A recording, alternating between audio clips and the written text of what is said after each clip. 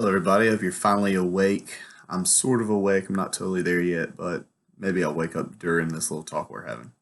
I want to talk about Cragmont. See, we're all finally back down to the mountain and back in reality, and I kind of want to do a Cragmont in review video. So here we go, Cragmont 2019 in review. And I think a good place to start off with is something that we did new at camp this year, and that was dorm wars.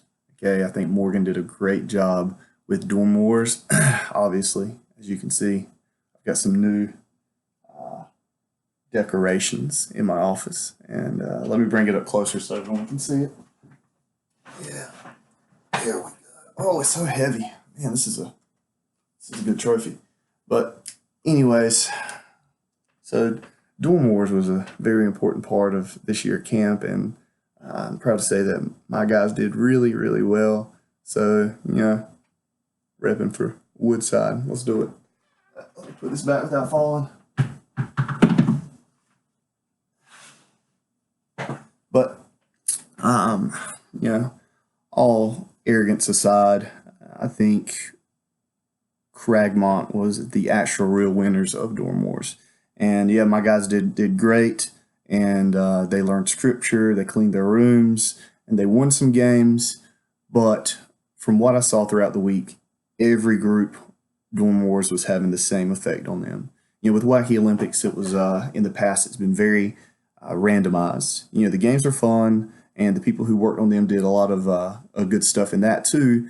But as far as bringing campers together, the biggest change of this year camp was that dorm wars and the lessons were based on your room, your dorm or lodge or whatever it was, however you were categorized for camp. That was the group you were with. And by having those groups, it helped you to build those bonds that would last through the week. And I think that did a lot for our week at camp. At least for me as a counselor, many years as a counselor, and I've never seen people sticking together like that from such an early spot on. And whether it was the competition that brought them together or being in close proximity, learning with each other instead of a little more randomized with the small groups and smaller formats. So dorm wars was great. Morgan did a great job, and those who helped her with that, and hopefully we'll have more of that next year. The theme of Cragmont was really good this year. Value. There's a lot of people looking for that message. There's a lot of people who sit around and don't think that they have value. Some of my earlier videos have been on the intrinsic value that we all have as people made in God's image, His children. And I think this week at camp really hit on that message. And there's a lot of people who don't hear that. And the sad thing is they're back in the mix. So hopefully that close-knit group that they made at camp can help those people who are in maybe the valleys of their lives, who might not be around parents or friends at home who speak highly of them or who tell them that they're valuable or that they can do stuff. So yeah, that was the message was really strong. God's value, my value, and others' value. And I think that Friday night response went really well with a lot of people going to the altar and focusing on the value that they have, whether from a negative position or finally figuring it out. When you sit around a bunch of people who tell you that they love you all week long and who are there for you when you're going through a hard time, and you start to tear up and you cry, and then you feel 10 hands on your back, and you feel counselors and hear counselors praying for you and wishing you and praying for the best possible future for you. It really does tug on some heartstrings.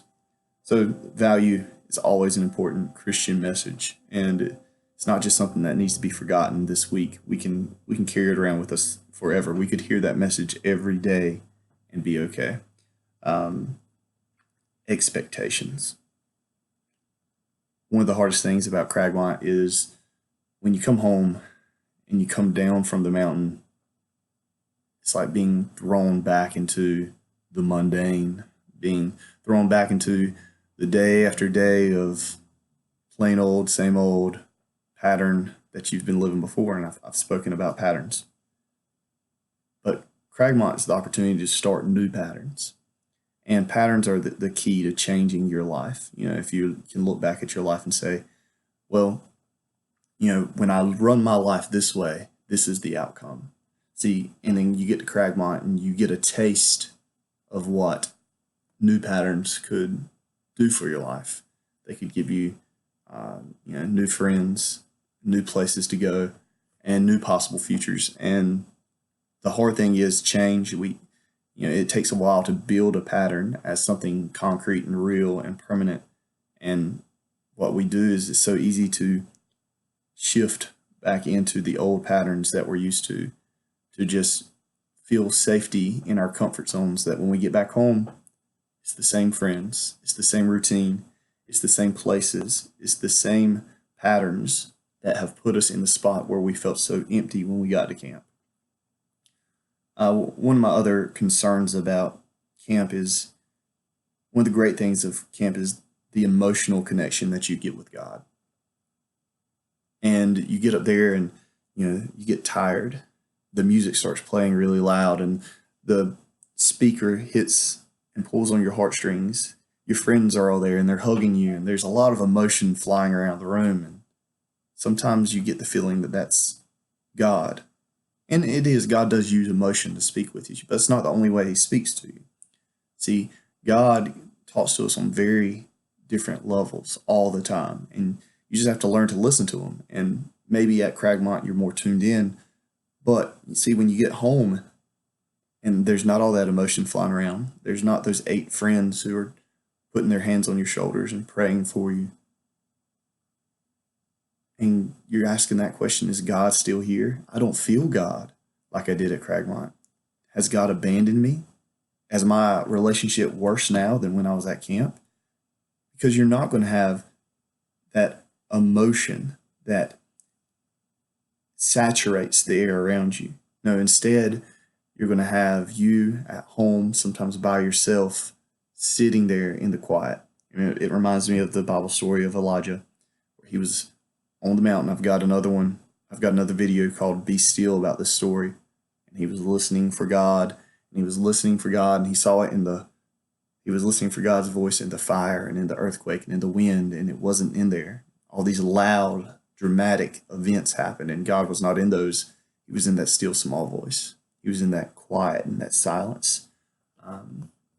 So look for God back home too, because while it might not be the same approach he uses when you're in the mountaintop, when you're soaked in emotion and you've got that core support church group around you, he still does speak to you.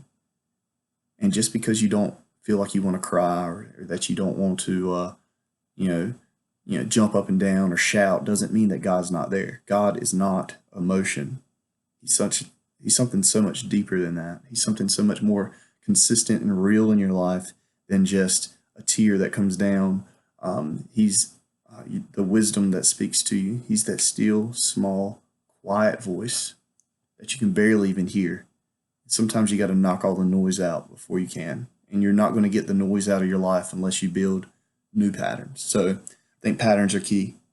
That's one of the biggest things about Cragmont is you go back home and sometimes it's like nothing even changed, because you have to change your circumstances to get some real results. You can change on the inside, but it's not like it's impossible to get reintroduced to bad things in your life. You have to be ready for that. You have to prepare yourself mentally for what you might be going back home to. But yeah, shout out to the Brotail. I think they did a great job of being some positive leaders throughout the week. I saw them, repping for some of the younger kids when they were achieving great things, when they were winning. And, they had some handicaps put on them throughout the week because they're so, physically mature, and, they're ahead of some of their stuff. Same with the older girls. And I think the older guys and girls did a good job of paving the way for some of the younger people who were under them. And, I think that was really important. They did a great job. Um, so yeah, I've got my own goals that I've set from Cragmont and what I want my life to be. So I hope that you've set some goals for you, that you've set some steps to make better patterns in your life, and to maybe for us as a group, a Cragmont group, to stay more connected, to stay more relevant in each other's lives, whether it's reaching out to each other through social media or maybe once a month getting together and doing some church stuff between the core churches of GYC2. And if that's something people want to happen, please reach out. Also, share this video. Not every I don't didn't have everybody subscribe to me from camp, but I would like them to see this. I would like them to post stuff up here of suggestions maybe for next year at camp if they really liked something, or if they didn't like some aspect of it, or they wanted some changes, or maybe if they just want to keep in touch. I think this is a very good platform for everybody to keep in touch with each other. So, praying for y'all. I love y'all. We had a great week at camp, and I am still on fire from it, and I hope you are too. Have a good one.